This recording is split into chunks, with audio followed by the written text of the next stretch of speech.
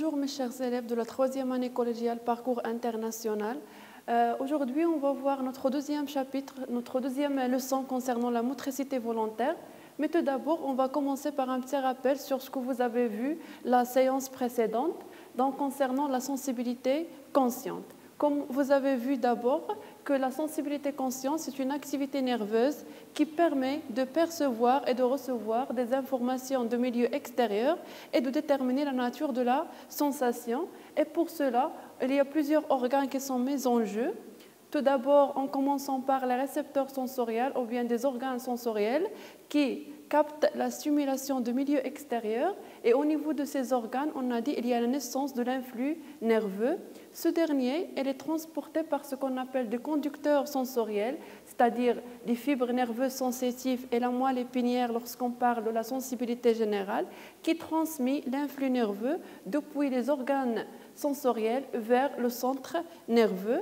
Et lorsqu'on parle de centre nerveux ici, on parle des aires sensitives qui reçoivent l'influx nerveux, traitent ce influx et percevoir la nature de la sensation et déterminent la nature de la sensation. Aujourd'hui, on va voir la motricité volontaire et en commençant d'abord par des observations. Ou bien, lorsqu'on prend un objet, c'est un mouvement qu'on appelle un mouvement volontaire. Ceci, bien sûr, nécessite de percevoir l'objet, c'est-à-dire analyser sa position dans l'espace par rapport à d'autres objets et par rapport à notre corps, et puis évaluer sa forme et son identité, éventuellement sa vitesse, ainsi que sa possibilité de reconnaissance et de préparer l'intention, bien sûr, de bouger, ainsi que la trajectoire idéale des gestes. Donc ici, on va voir quels sont les éléments intervenant dans la motricité volontaire et leur rôle, comment peut-on déterminer la localisation des aires motrices et quel est le trajet de l'influx nerveux lors de la motricité volontaire. Commençons d'abord par la définition de la motricité volontaire. Lorsqu'on dit la motricité volontaire, d'abord c'est une activité nerveuse aussi, c'est la capacité d'accomplir des mouvements de façon volontaire et consciente et ne nécessite pas de stimulation.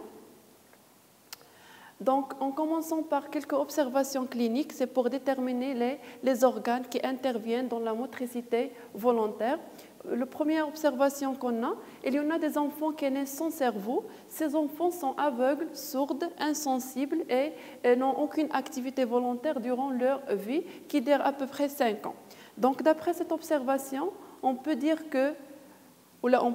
que le cerveau est un organe indispensable pour les mouvements volontaires. C'est le centre nerveux qui commande ces mouvements. C'est-à-dire lorsqu'on dit ces enfants qui naissent sans cerveau sont aveugles, sourds, c'est-à-dire n'ont aucune sensibilité consciente et aussi n'ont aucune activité volontaire durant leur vie. Donc ici, le cerveau il joue un rôle très important dans la motricité volontaire. C'est le centre nerveux qui commande ces mouvements. Aussi, lorsqu'on parle de la localisation des aires motrices responsables de la motricité, en commençant par une lésion totale du cortex cérébral chez un pigeon entraîne une paralysie totale de l'animal et ne peut pas présenter des phénomènes d'habitude tels que le vol par exemple. Donc lorsqu'on dit ici une lésion, c'est-à-dire on fait une distraction des fonctionnements de cortex cérébral. Lorsqu'on parle de cortex cérébral, c'est la partie extérieure périphérique du cerveau. Donc une lésion du cortex cérébral, comme on a dit, elle permet ou la conduit à une paralysie. Lorsqu'on dit paralysie, c'est-à-dire la perte de la motricité. Donc on peut déduire ici que l'aire motrice est localisée au niveau de la cortex cérébral. Donc ici, on a dit que le cerveau il joue le rôle de centre nerveux. Plus exactement, c'est l'aire motrice qui est le centre nerveux et qui commande les mouvements volontaires de notre organisme. Ici, lorsqu'on parle de la localisation de l'aire motrice, comme vous voyez dans les images ici, l'exploration des cortex cérébral permet de découvrir les aires motrices spécialisées, l'origine des mouvements volontaires. Donc les RIM, ou images par résonance magnétique, est l'outil de prédilection pour étudier le cerveau. On établit par RM les régions des cortex activées chez 4 personnes, comme vous voyez, les personnes A, B, C et D. de même âge exécutant successivement des mouvements différents. Donc on observe dans les 4 images ici qu'il y a l'augmentation de débit sanguin dans différentes régions du cerveau, dans ces régions-là. Les régions où on a l'augmentation de débit sanguin et qui représentent des colorations différentes, elles représentent ce qu'on appelle l'aire motrice qui est responsable de la motricité. Elle est située en avant du cerveau, en avant de ce qu'on appelle le sillon Rolando.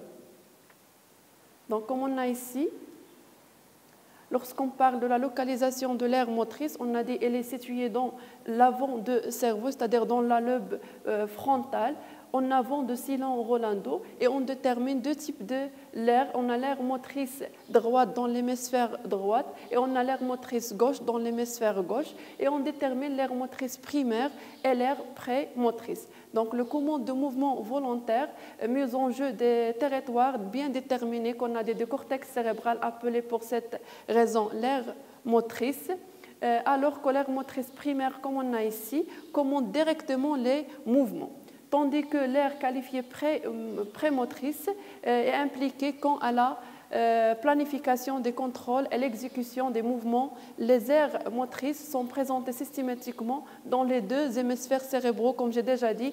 Il y en a des aires motrices de l'hémisphère cérébral droite et l'aire motrice de l'aire cérébrale gauche. Donc, autre observation clinique pour déterminer d'autres éléments qui interviennent dans la motricité volontaire, on parle maintenant de la lésion de la moelle épinière au niveau des vertèbres lombaires chez un soldat par une balle a entraîné une paralysie des membres inférieurs. Lorsqu'on dit ici une paralysie des membres inférieurs, c'est-à-dire qu'elle a perdu la motricité des membres inférieurs. Donc, d'après cette observation, on peut dire que la moelle épinière, elle est aussi indispensable pour les mouvements volontaires. Elle joue bien sûr ici le rôle d'un conducteur moteur, et lorsqu'on dit conducteur, c'est-à-dire elle transporte l'influx nerveux. Donc on a vu que le cerveau il joue un rôle majeur dans la motricité volontaire, et aussi la moelle épinière elle joue le rôle ici de conducteur, tandis que le cerveau il joue le rôle de centre nerveux. Autre observation clinique aussi, lorsqu'on parle de la lésion des nerfs sciatiques chez une personne, suite à un accident par exemple, a provoqué une paralysie de pied énervé par ce nerf, c'est-à-dire la perte de la motricité au niveau des pieds énervés par ce nerf. Donc, d'après cette observation, on peut dire que le nerf sciatique est indispensable pour les mouvements volontaires. Il joue aussi le rôle de conducteur moteur qui transporte l'influx nerveux moteur. La 4e observation qu'on a, on parle de l'endommagement des muscles des jambes chez une personne accidentée, entraîne une paralysie des pieds reliés à ces muscles. Aussi, lorsqu'on a l'endommagement des muscles, il a conduit à une paralysie. Donc, les muscles aussi ils jouent un rôle très important dans la motricité. Ils sont indispensables à la motricité. Ils jouent le rôle ici d'effecteurs moteurs ou bien d'organes effecteurs qui se contractent et réalisent le mouvement, bien sûr. Donc, d'après ce qu'on a vu, d'après les observations cliniques qu'on a vues, on peut déduire que dans la motricité volontaire, il intervient plusieurs organes, en commençant d'abord par le cerveau, qui joue le rôle de centre nerveux moteur. Lorsqu'on parle de cerveau et le centre nerveux moteur qui commande les mouvements volontaires, et bien sûr, on a parlé de l'aire motrice des hémisphères cérébraux qui sont situés devant le sillon Rolando. Donc, on parle ici du sillon Rolando. Et au niveau, à partir de cette partie-là, on trouve ce qu'on appelle l'aire motrice, comme on a dit, l'aire motrice primaire qui est responsable de la motricité. Et on a l'aire prémotrice correspond à la motricité volontaire de différentes parties de notre organisme, dont la surface de chaque partie est proportionnelle au degré de précision de l'activité volontaire. C'est au niveau de l'aire motrice donc où l'influx nerveux centrifuge, l'influx nerveux moteur prend naissance. Donc ici, l'aire motrice, c'est le lieu de naissance de l'influx nerveux après une décision bien sûr sans stimulation. On a parlé aussi des conducteurs moteurs. Lorsqu'on parle de conducteurs, c'est-à-dire qui transportent l'influx nerveux, et on parle ici des fibres nerveuses motrices contenues bien sûr dans la moelle épinière et des nerfs qui énervent les muscles qui conduisent l'influx nerveux moteur centrifuge, c'est-à-dire qui transportent l'influx nerveux depuis le centre nerveux, depuis l'aire motrice vers bien sûr l'organe effecteur, vers les muscles, ou bien on dit organe effecteur ou bien on dit effecteur moteur. Ce sont les muscles qui reçoivent l'influx nerveux moteur centrifuge et effectuent les mouvements en contractant. C'est-à-dire après qu'on a le transport d'influx nerveux par les conducteurs moteurs, les organes effecteurs qui sont les muscles, ils reçoivent l'influx nerveux moteur, se contractent et réalisent le mouvement volontaire. Donc, on résume ce qu'on a vu sous forme de schéma qui montre le trajet de l'influx nerveux moteur lors de la motricité volontaire. Commençons d'abord par le centre nerveux moteur, on a dit qu'il est le lieu de naissance de l'influx nerveux, bien sûr après une décision prise par le personne. Il n'y a aucune stimulation ici. Donc, on dit que c'est au niveau de l'aire motrice où il y a la naissance de l'influx nerveux moteur centrifuge. Après, l'influx nerveux moteur naît au niveau de l'aire motrice, au niveau du centre nerveux bien sûr moteur. Elle est transportée par du conducteur moteur, comme on a vu, les fibres nerveuses qui constituent, que ce soit la moelle épinière ou bien le nerf sciatique, qui transportent l'influx nerveux depuis le centre nerveux vers l'organe effecteur ou bien l'effecteur moteur, qui sont, comme on a dit avant, les muscles, qui répondent à l'influx nerveux centrifuge, se contractent et bien sûr faire l'exécution du mouvement et réalise le mouvement volontaire. Donc je répète ici concernant le trajet de l'influx nerveux moteur, on a dit premièrement il y a la naissance de l'influx nerveux au niveau du centre nerveux moteur, plus exactement au niveau de l'aire motrice. Puis l'influx nerveux elle est transporté par des conducteurs moteurs vers l'organe effecteur ou bien l'effecteur moteur qui sont les muscles qui se contractent et réalisent le mouvement volontaire.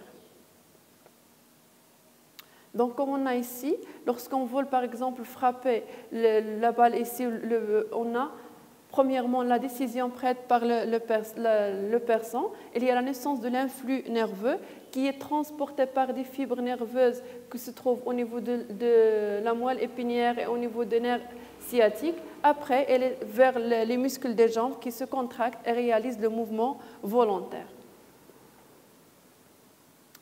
Comme remarque ici, lorsqu'on parle des voies motrices, les voies motrices sont croisées. Lorsqu'on dit les voies motrices sont croisées, c'est-à-dire l'aire motrice de la partie gauche, elle est responsable de la motricité de la partie droite de notre organisme et l'inverse, c'est-à-dire l'aire motrice de la partie droite, elle est responsable de la motricité de la partie gauche. C'est pour cela, lorsqu'on parle de la lésion de cortex cérébral de la partie droite, elle provoque la paralysie ou bien une paralysée de la partie gauche de notre organisme. C'est pour cela qu'on dit que les voies motrices sont croisées. La partie droite, elle est responsable de la motricité de la partie gauche et la partie gauche, elle est responsable de la motricité de la partie droite de notre organisme.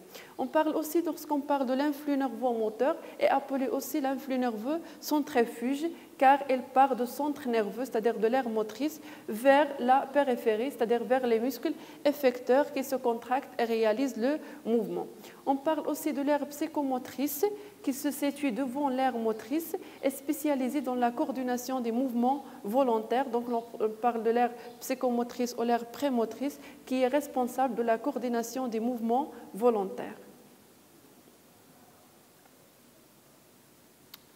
Donc, comme résumé de ce qu'on a dit durant cette séance concernant la motricité volontaire, on a dit qu'au niveau du cerveau, on parle de l'aire motrice qui se trouve au niveau de le cortex cérébral, en avant de Sillon Rolando dans la partie frontale de notre cerveau. Et on parle de deux types d'aire motrice, l'aire motrice primaire et l'aire motrice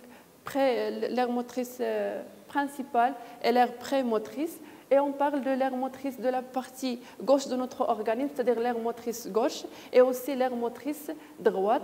Donc, on a dit que la localisation de l'aire motrice elle est située en avant de Sillon Rolando, dans la partie frontale de notre cerveau. L'aire motrice de l'hémisphère droite, comme on a déjà dit, correspond à la partie gauche de l'organisme et l'inversement, c'est-à-dire l'aire motrice droite commande le mouvement de la partie gauche de notre organisme et l'aire motrice gauche, elle commande le mouvement de notre partie droite de notre organisme. Et après, on a dit que l'influx nerveux elle est nu au niveau de l'aire motrice après une décision prise par le persan. Après, l'influx nerveux elle est transporté par des nerfs qui contiennent des fibres nerveuses motrices, que ce soit au niveau de la moelle épinière ou bien au niveau de nerfs sciatiques ou bien les conducteurs moteurs, vers les muscles, l'organe effecteur, comme on a déjà dit, qui se contracte et réalise le mouvement. Donc, c'est ça ce qu'on a dit, que durant la motricité volontaire, il y a l'intervention de 3 organes. Le cerveau, c'est le centre nerveux moteur, le lieu de naissance de l'influx nerveux. L'organe effecteur qui réalise le mouvement et le conducteur moteur qui transporte l'influx nerveux. Donc, jusqu'à ici, on arrive à notre dernière partie. Donc, merci pour votre attention, mes chers élèves, et à la prochaine séance, Inch'Allah.